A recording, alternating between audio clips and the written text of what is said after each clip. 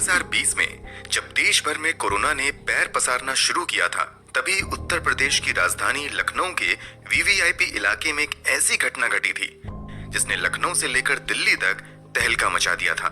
मामला double murder का था और ये मर्डर मुख्यमंत्री योगी आदित्यनाथ के ऑफिस से महज चंद कदम की दूरी पर स्थित रेलवे के एक बड़े अधिकारी के बंगले में हुआ था। मामला इतना वीआईपी था कि महज 3 से 4 घंटे के अंदर ही पुलिस ने केस को सॉल्व कर लिया था।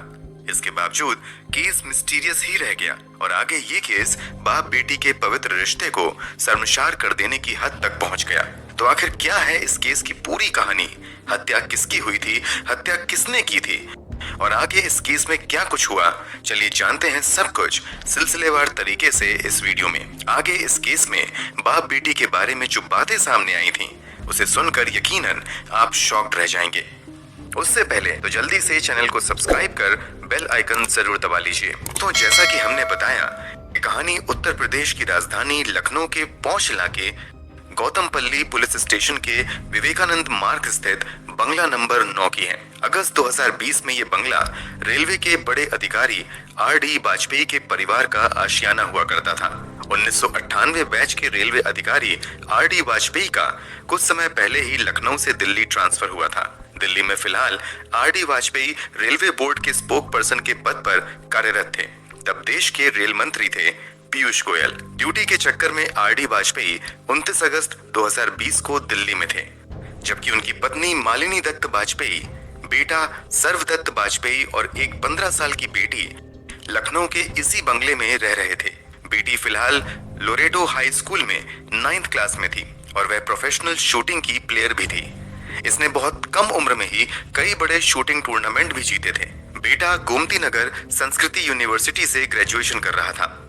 क्योंकि घटना के समय लड़की नाबालिग थी, इसलिए कहीं भी हम आर.डी. वाजपेयी की बेटी का नाम नहीं ले रहे हैं।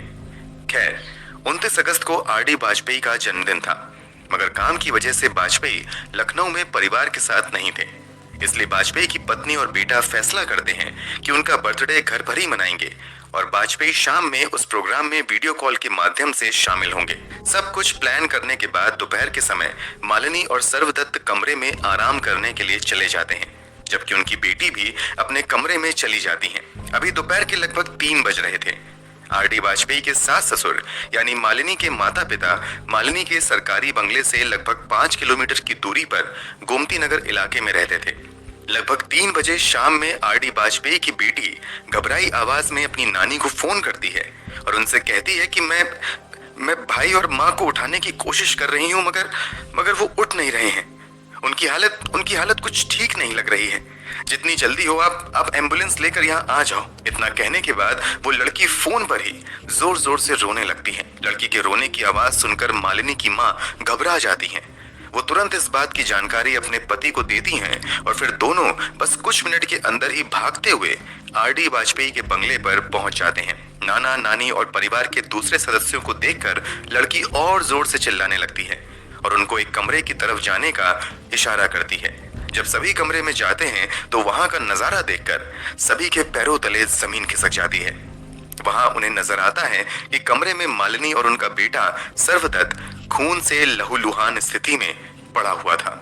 वहां मौजूद लोग उन्हें जगाने की कोशिश करते हैं, मगर दोनों की ओर से कोई रिस्पॉन्स नहीं मिलता है। स्थिति की गंभीरता को देखते हुए वहां पर मौजूद लोग जल्द ही इमरजेंसी नंबर 112 पर फोन कर देते हैं। बस चंद मिनट में एम्बुलेंस भी बंगले के बाहर पहुंच जाती है। इसके अलावा स्थानीय पुलिस स्टेशन के अधिकारी भी मामले की जानकारी मिलते ही मौके पर पहुंच जाते हैं। कमरे में ही मेडिकल टीम द्वारा दोनों का परीक्षण किया जाता है और उन्हें मृत घोषित कर दिया जाता है। दोनों के सर में गोली लगी थी। इतने वीआईपी इलाके में एक बड़े सरकारी अधिकारी की पत्नी और बेटे की दिन दहाड़े हत्या की खबर से पूरे प्रशासन में हड़कंप मच जाता है। इस बात की जानकारी दिल्ली में काम कर रहे आर.डी. वाजपेयी को भी दी जाती है। चूंकि वाजपेयी तत्कालीन रेल मंत्री पीयूष गोयल के करीबी अधिकारी के तौर पर काम कर रहे थे, इसलिए मामले की जानकारी पीयूष गोयल को भी हो जाती है। तुरंत पीयूष गोयल यूपी के मुख्यमंत्री योगी आदित्यनाथ से भी फोन करके मामले की जानकारी देते हैं और उनसे मामले में तुरंत आवश्यक कार्यवाही करने का अनुरोध करते हैं। क्योंकि अब इस मामले में दिल्ली और लखनऊ भी इन्वॉल्व हो चुका था, इसलिए राज्य के आला पुलिस अधिकारी मौके पर पहुंचना शुरू हो जाते हैं। सबसे पहले डीजीपी एच.सी. अवस्थी मौके पर पहुंचते हैं और अपनी जांच शुरू कर देते हैं। घटना के समय इस घर में इन तीनों माँ, बेटे और बेटी के अलावा एक नौकर भी था। पहले शक नौकर पर जाता है कि कहीं नौकर ने तो कुछ गलत नहीं किया है, मगर शुरुआती कुछ ही देर की जांच के बाद नौकर शक के दायरे से बाहर हो जाता है। अब पुलिस दूसरे एंगल से जांच करना शुरू कर देती है कि कहीं बाहर से आकर तो किसी ने इन दोनों की हत्या नहीं कर दी, मगर जल्द ही पुलिस इस संभावना को भी खारिज कर देती है, क्योंकि जांच में कहीं से भी घर के अंदर किसी बाहरी व्यक्ति के आने के संकेत नहीं मिलते हैं। अब इस मामले में पुलिस की कोई मदद कर सकता था तो वो थी घर में मौजूद लड़की। जब पुलिस वाले इस लड़की से पूछताछ शुरू करते हैं तो वो कुछ भी बताने से इनकार कर देती है और कहती है कि जब पापा आएंगे तभी मैं उन्हें सब कुछ बताऊंगी। जिस दिन ये घटना घटी थी उस समय तक देश में कोरोना का प्रकोप बढ़ चुका था और हवाई जहाज का परिचालन भी बंद हो चुका था। इसलिए मामले की जानकारी मिलने के बाद आर.डी. वाजपेयी कार से ही दिल्ली से लखनऊ आ रहे थे। बेटी की जिद थी कि पिता के आने पर ही वो सब कुछ बताएगी, मगर फिर भी पुलिस वाले संयम और समझदारी से जांच आगे बढ़ाते हैं और लड़की से इस घटना के बारे में कुछ जानकारी निकालना शुरू कर देते हैं। पूछताछ के दौरान लड़की अजीबोगरीब हरकत करती रहती है और वह घर में भूत प्रेत होने जैसी बातें करती रहती है। इन सब बातों के दौरान पुलिस वाले नोटिस करते हैं कि लड़की लगातार अपने दोनों हाथ को छुपा रही है और वह लगातार दुपट्टे को भी संभाल रही थी कि हाथ पर किसी की नजर ना पड़े। लड़की की इस हरकत को देखकर पुलिस वाले उसे हाथ से दुपट्टा हटाने को कहते हैं, मगर लड़की ऐसा नहीं करती है। फिर पुलिस के कुछ अधिकारी प्यार से समझाते हुए लड़की के हाथ से दुपट्टा हटाते हैं तो वह सभी दंग रह जाते हैं, क्योंकि लड़की के दोनों हाथों पर कम से कम 100 कट के निशान थे और कुछ जख्म तो बिल्कुल ताजा थे। हथेली पर का घाव तो इतना ताजा था कि जैसे मानो हथेली को अभी थोड़ी देर पहले ही काटा गया है। हथेली पर बैंडेज बंधा हुआ था। इसके बारे में जब पुलिस वाले उससे पूछते हैं तो वो कुछ भी क्लियर नहीं बताती है और अजीब हरकत करना शुरू कर देती है। इस बीच जब पुलिस वाले लड़की के कमरे की तलाशी लेते हैं तो कमरे में कुछ अजीब सी भूत प्रेत वाली किताबें मिलती हैं। बाथरूम के मिरर पर डिस्क्वालिफाइड ह्यूमन लिखा हुआ मिलता है और इसके बीचों बीच भी एक गोली दागी हुई मिलती है। घर में लड़की का लाइसेंसी पिस्तल भी मिलता है। लड़की प्रोफेशनल शूटिंग प्लेयर थी, इसलिए उसे बंदूक का लाइसेंस मिल चुका था। उसी लाइसेंसी बंदूक से 3 गोली फायर की गई थी। घटना वाले समय भी घर में 3 ही गोली चलने के सबूत मिलते हैं। एक गोली सर्वदत्त के सर में मारा गया था, दूसरी गोली मालिनी के सर में मारी गई थी, जबकि एक गोली बाथरूम के शीशे पर डिस्क्वालिफाइड ह्यूमन लिखकर उसके बीचों बीच चलाया गया था। पुलिस को शुरुआती जांच में ही संकेत मिलने लगते हैं कि ये दोनों हत्याएं किसी और ने नहीं बल्कि इस लड़की ने ही की हैं। फिर भी पुलिस वाले आर.डी. वाजपेयी के लखनऊ पहुंचने का इंतजार करने लगते हैं। जब आर.डी. वाजपेयी लखनऊ पहुंचते हैं तो उनकी बेटी उनसे लिपट कर रोने लगती है और फिर उनसे कहना शुरू करती है कि ये जो कुछ भी हुआ है वह भूत ने किया है, इसमें उसकी कोई गलती नहीं है। लड़की लगातार इधर उधर की बातें करके पुलिस को मिसलीड करती रहती है, मगर जब पुलिस वाले थोड़ी सी सख्ती दिखाते हैं तो तुरंत लड़की अपनी माँ और भाई की हत्या की बात कबूल कर लेती है। साथ ही वह कहती है कि घर में एक भूत है जिसने उसे इन दोनों को मारने के लिए कहा था। पूछताछ में लड़की ये भी कहती है कि मैं उस भूत के बारे में पिछले काफी समय से अपनी माँ और भाई को बताया करती थी, मगर उन लोगों को भूत के होने का यकीन ही नहीं होता था। पूछताछ में खुलासा होता है कि जब मालिनी वाजपेयी अपने बेटे के साथ आराम करने चली जाती थी तब लगभग 3 बजे के आसपास उनकी बेटी अपनी लाइसेंसी पिस्तल लेकर अपनी माँ के कमरे में दाखिल होती है और बिना किसी को कुछ कहे सीधा फायर अपनी माँ के सर पर कर देती है। क्योंकि लड़की ऑलरेडी प्रोफेशनल शूटिंग प्लेयर थी, इसलिए उसका निशाना बिल्कुल भी नहीं चूकता है और गोली सीधे उसकी माँ के सर के बीचों बीच जाकर लगती है, जिससे उन्हें उफ तक करने का मौका नहीं मिलता है और वो वहीं पर मर जाती हैं।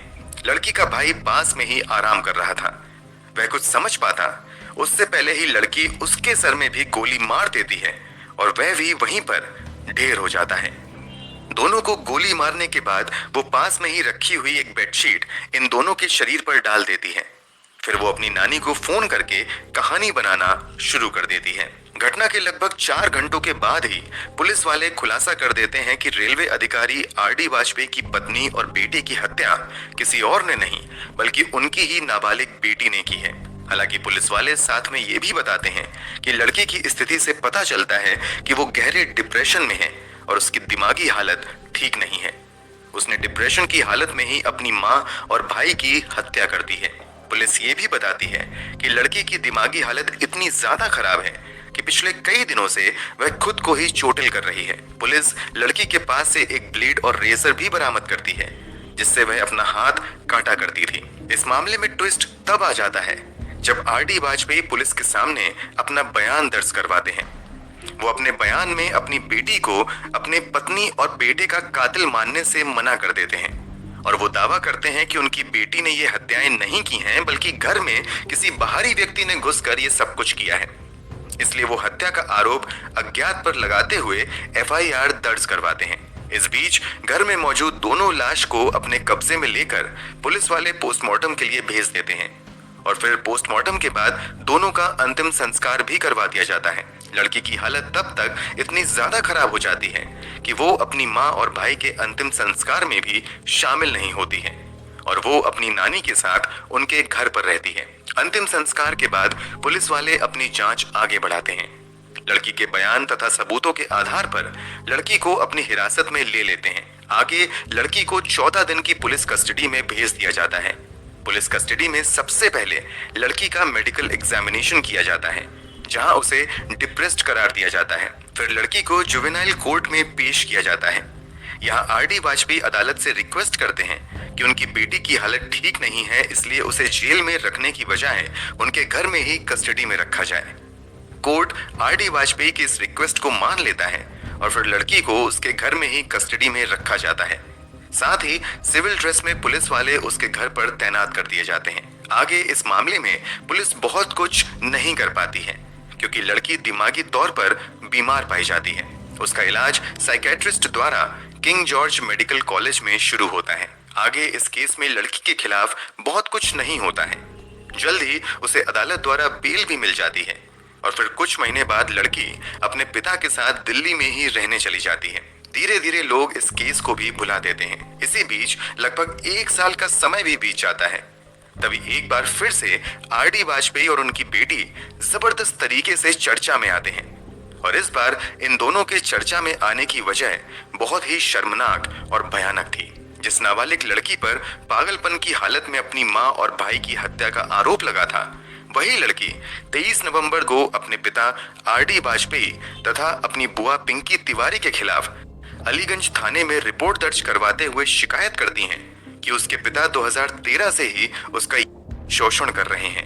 इतना ही नहीं, लड़की दावा करती है कि माँ और भाई की मृत्यु के बाद जब वो दिल्ली में अपने पिता के साथ रहने गई तो वहां उसकी बुआ ने जबरदस्ती उसे पिता के कमरे में भेजना शुरू कर दिया था। लड़की अपने पिता और बुआ पर इतने गंभीर आरोप लगाती है कि पिता और बुआ के खिलाफ पॉक्सो एक्ट के तहत मामला दर्ज तो किया ही जाता है। इसके अलावा उन पर छेड़खानी और बलात्कार की धाराओं के तहत भी मामला दर्ज किया जाता है। चूंकि बेटी ने अपने पिता और बुआ के खिलाफ मामला दर्ज करवाया था इसलिए मामला दर्ज होने के बाद ये दोनों आरोपी स्थानीय अदालत में जाकर अरेस्ट स्टे ले लेते हैं, यानी पुलिस उन्हें चाहकर भी गिरफ्तार नहीं कर सकती है। अब इस केस की मौजूदा स्थिति की बात करें तो अदालत में साबित हो गया कि लड़की ने डिप्रेशन में आकर ही अपनी माँ और भाई की हत्या की थी, इसलिए उसके खिलाफ कोई भी कठोर कार्यवाही नहीं की गई और मामला आज भी अदालतों की फाइलों में पड़ा हुआ है। वहीं लड़की ने जो आरोप अपने पिता और बुआ पर लगाया था उस मामले में दोनों को आरोपी बनाते हुए पुलिस 2022 में चार्जशीट फाइल कर देती है। फिलहाल ये मामला भी अदालत में चल रहा है। दोस्तों, ये पूरी कहानी जानने के बाद आप क्या कहना चाहेंगे कमेंट बॉक्स में जरूर बताएं। अगर आपको हमारी मेहनत पसंद आई हो तो इस वीडियो को लाइक और शेयर जरूर करें। अगर आपने अब तक इस चैनल को सब्सक्राइब नहीं किया है तो चैनल को सब्सक्राइब करने के बाद बेल आइकन जरूर दबा लें।